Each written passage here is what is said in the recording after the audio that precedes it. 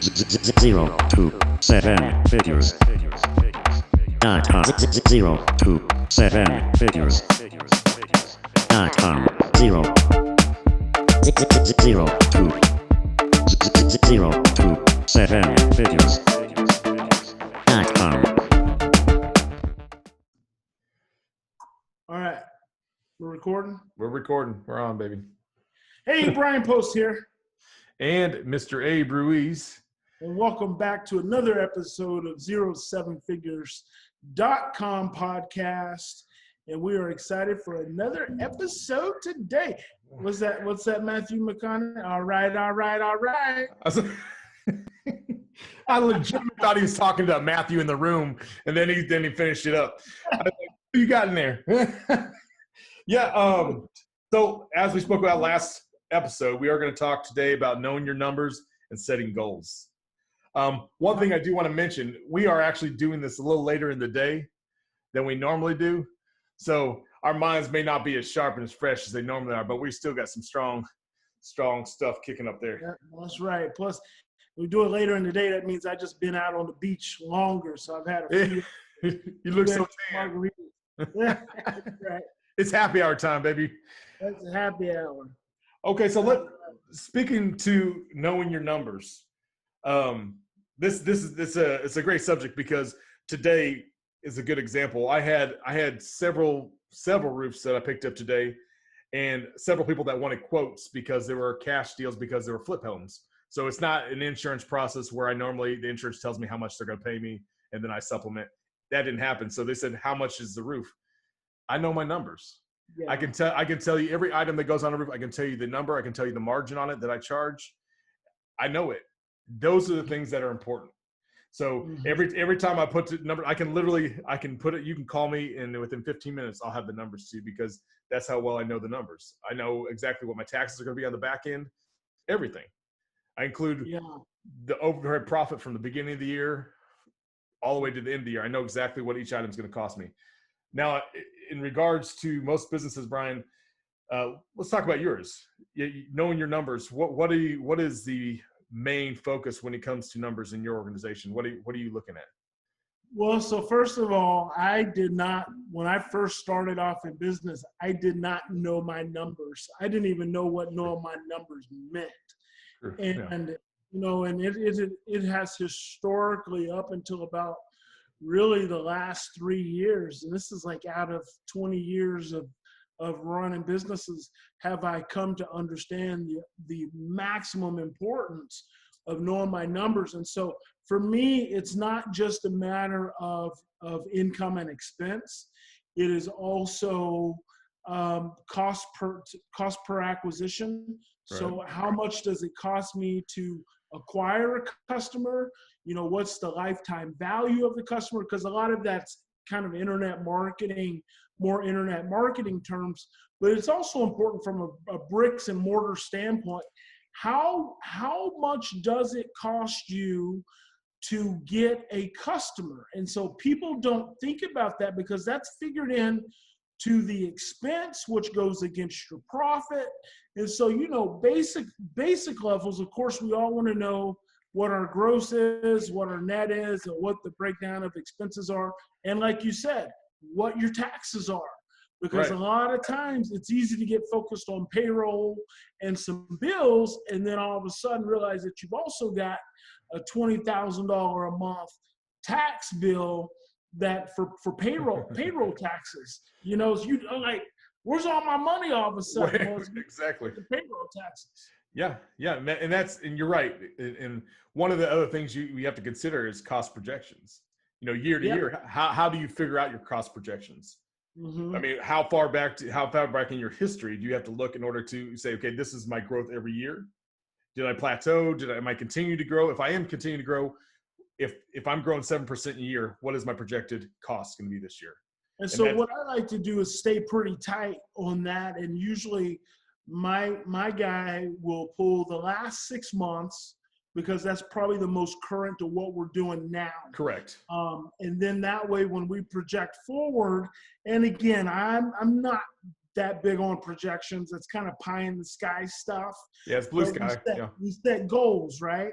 You set goals so you know what you're working for.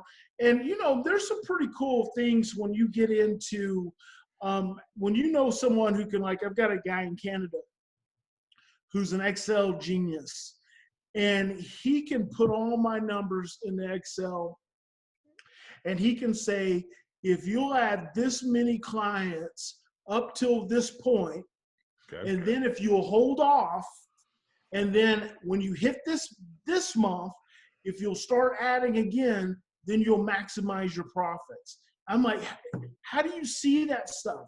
But it's that economy of scale.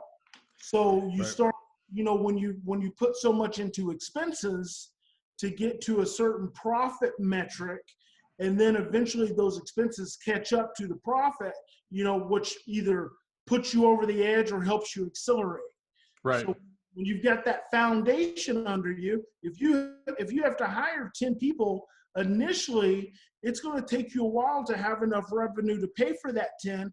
But then once you hit that mark, those 10 may take you up to 20 or 30 in revenue. Right. Now, I want to speak to having a guy, because I'm a very hands-on business owner. So I've always been the guy that wants to have my hands in it. I want to be part of the process. And what I have found through a lot of lessons and some failures is that you have to have people that do that for you. You have to, because if you're trying to control every aspect of your business, every facet of your business, it leads to a lot of failures, because you cannot do that well if you're trying to do everything. And I know that the numbers is not my strength. Me either. And I have to acknowledge that. And when I start a new venture, literally, I got this red notebook that I carry around everywhere. I probably have 2 pages of where, when I start something, I'm keeping like a what is it, a spreadsheet. I mean, my handwriting expenses, how much I'm spending, Bro. And eventually. I use sticky pads half the time I'm doing this, and I got them all laid across my table. I was like, why don't I use an 8.5 by 11 sheet? I don't know why I don't do that, but it's the way it's up to me, that's what happens. And eventually you do want to have someone to keep track of that. And usually for a small business, I'm going to say a small business, a guy, if you're serious about it, anyone can hire a bookkeeper for $25 an hour, or for $100 a month. There's a lot of software programs now that will very intuitive. They'll do it for you. And it's so important. The sooner you can get started tracking your expenses and your income, the better off you're going to be, because especially you don't even have to, you can keep everything in Excel spreadsheet starting off, as long as you keep it. But then that Excel spreadsheet, you can upload that into QuickBooks when you get ready to have something a little bit more robust. Go straight in.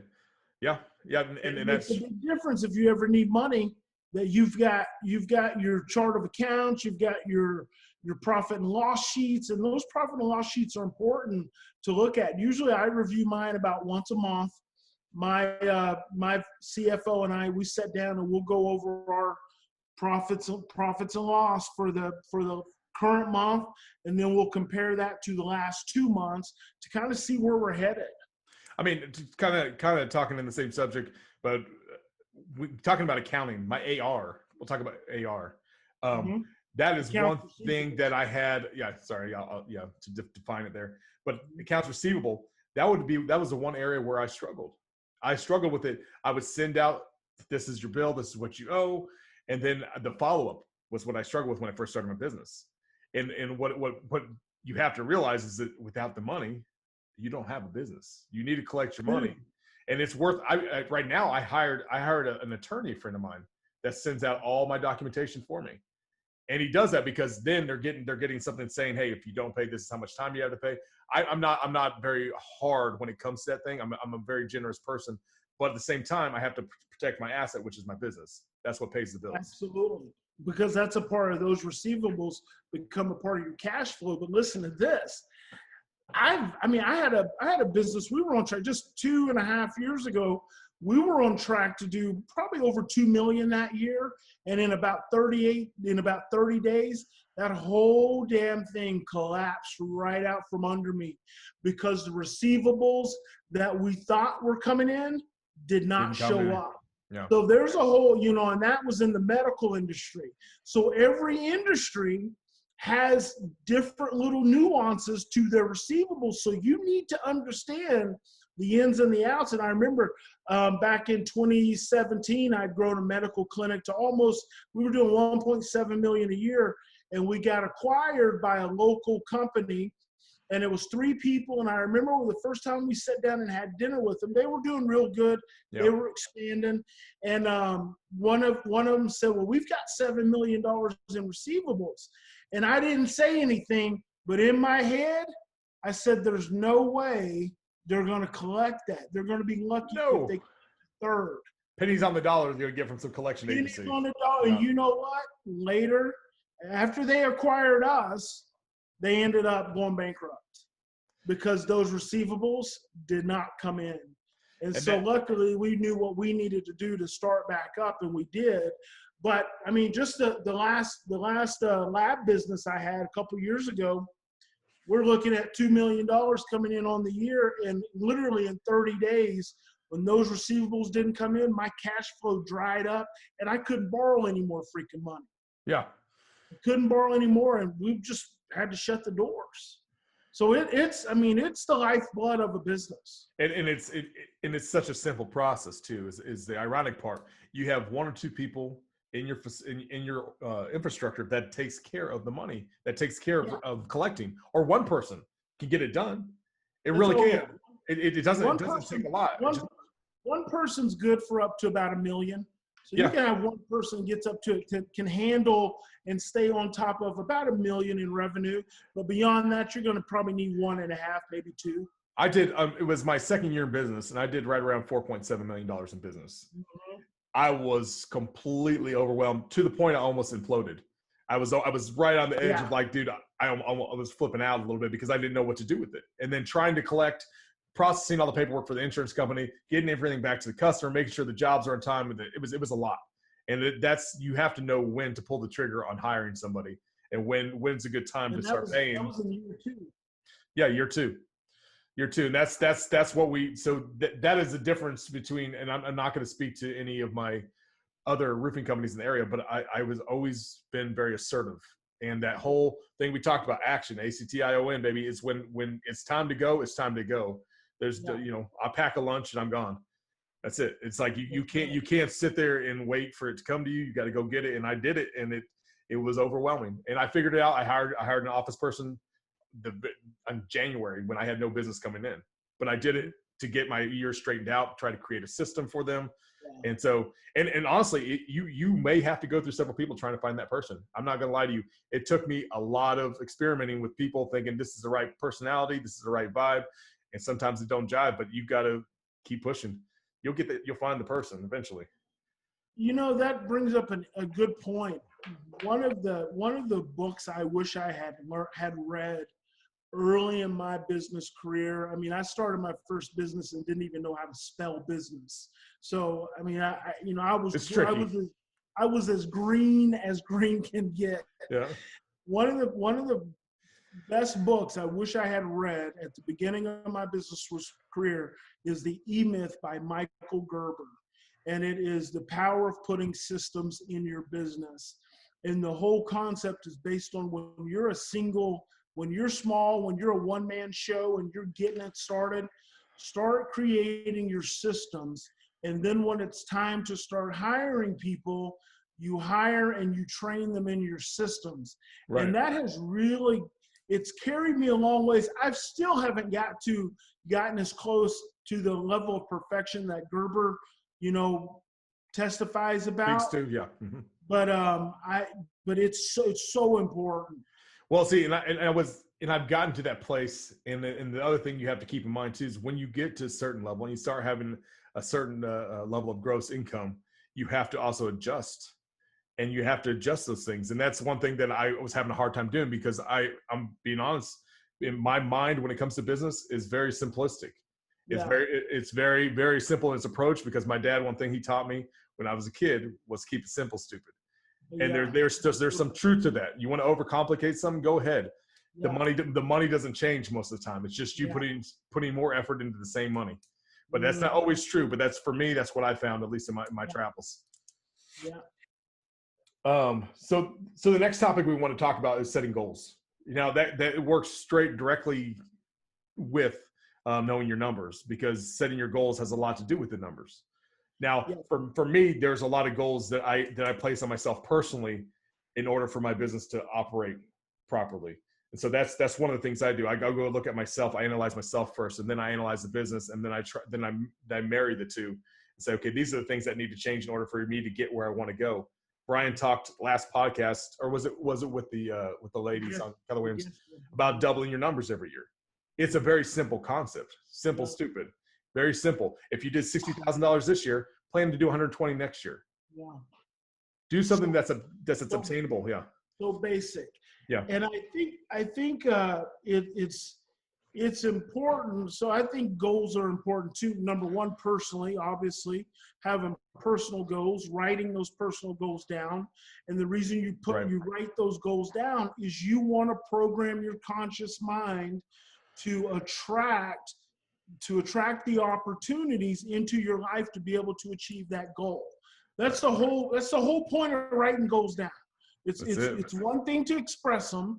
It's another thing to write them down and to think about them over and over and over again, because you want to program your mind and your energy of your body to attract those opportunities into your life to help you reach those goals.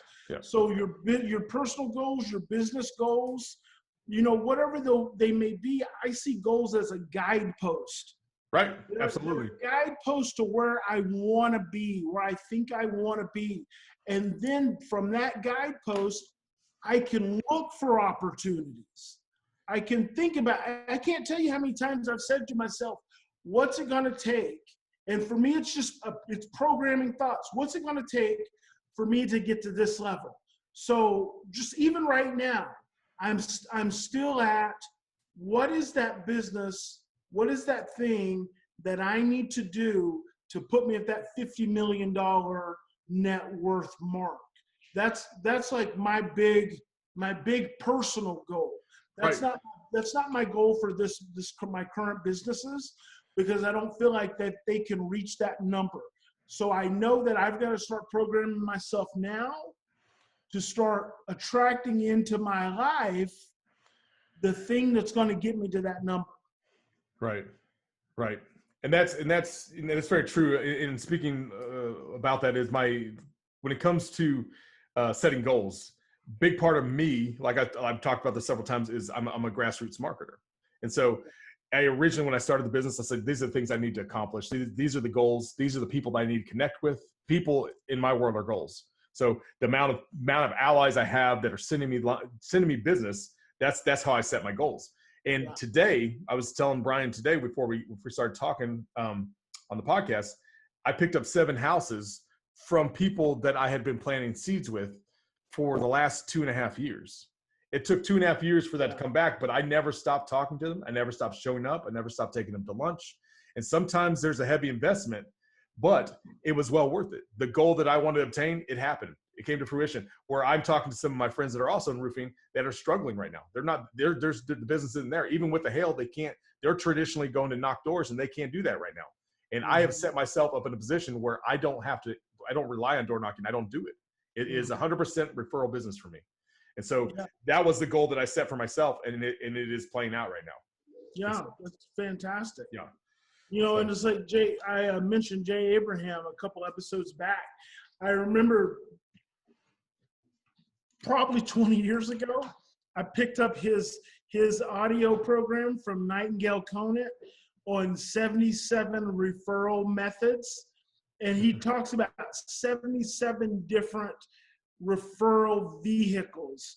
And it's like, even if you do 1 or 2 or 3, I mean, that can just carry your business away. So yeah, I think you're absolutely right. You programmed your thinking based on referrals. You knew where you wanted, you know what goal you wanted in your business, and you kept tilling your field and sowing your seeds until you were able to harvest. And sometimes that harvest comes in one day. You know, Yeah. And it's weird. Sometimes you don't expect it, and it just flips, and you're like, I wasn't expecting that today. It just happened today. Now there's just this waterfall of people calling you. Like literally, I had 2 or 3 other phone calls. One of my insurance agents I've been trying to hit for 3 years. Send me one deal. I'm one of many roofers, send me one deal. And then guess what happened today? I got a deal. And it was just me talking to her, befriending her. And it's different for everybody. And I live in a town. I live in Denton, Texas, and this town is based on that kind of energy. It is about who you know here. And sometimes you go to some cities, it's not. Sometimes it's about online marketing. That's where I'm at now. I've reached that. Yeah, and but I think at some level it's always at some level it's always who you know. Right. If you go into a big city, if you really want to start to have success, you got to build relationships and you got to have connections. And I don't think there's any way around that. Correct. Did you ever hear Dan Kennedy's audio program, The Phenomenon? Yes. Where he says that moment in time where you will make more money in 1 year than you have all the years combined. Yep. Yeah. I think that's so cool. And I used to think, man, I can't wait for the phenomenon. I can't wait for the phenomenon. Yep. And when it hits, it is a really good feeling. It's a really good feeling. But the other side of that, I also try to keep in mind is, Mark Cuban says everyone's a genius when times are good. Yeah, right. I heard him say that the other night, and that's on the 0 to 7 figures.com mastermind on the part of our landing page. It's going to have that quote: "Everyone's a genius until times are hard." That's because right. when times get hard, who are you turning to? Like who's surrounding you to give you feedback, give you advice, keep you focused on your goals, keep you accountable. Right, because you want the same people. You want the people at the same level. And so if you haven't surrounded yourself when times are good, you're not going to find those people when times are bad. Because guess what? They're going to be sitting in the same gutter you're sitting in because they didn't prep themselves either. Maybe that's good for you. You can drink yourselves into oblivion and enjoy unemployment. I don't know. I don't really know.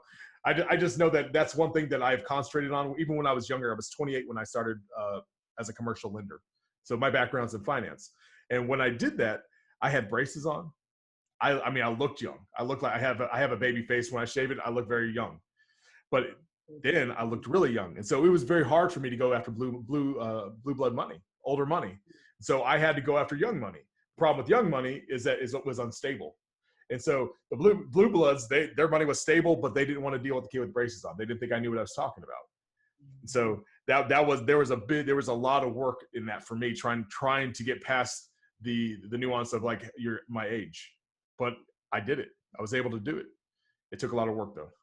That's cool, man. That's very cool.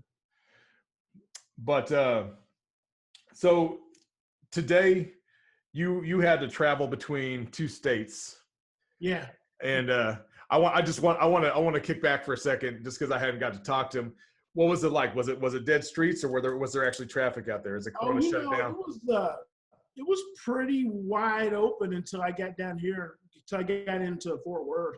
I mean, but in Fort Worth, it was pretty congested. I was surprised. Was it? Yeah. See, I was on the outside of Denton was pretty active. Yeah, I went. So today was a busy day for me. I was in Burleson. I was in Flower Mound. I had to go to downtown Dallas. I was a little bit everywhere today, and I did that within the confines of about 6 hours. So I was jet lagged when I got home, and I still had estimates to put out and paperwork to send to insurance companies. So it was a long day, but it felt very normal. The pulse sounded pretty close to normal, but the only difference was the gloves and the masks. That's what I noticed. The gloves and the masks. So speaking to the economy, I think that's great. I think it's good to have an upturn like that. The one thing I was really excited about, because I haven't had to fill up my truck, I got to fill it up today for $1.32 a gallon. I was really excited about that. And when you're driving an F-250, that means a lot. So that's right. That's right. How long are you going to stay in Oklahoma City? Well, I'm already back in Weatherford. Oh, that's right. You're Weatherford. Yeah. Opposite direction. We're going to head back up to Oklahoma City this weekend. Okay. Sounds good.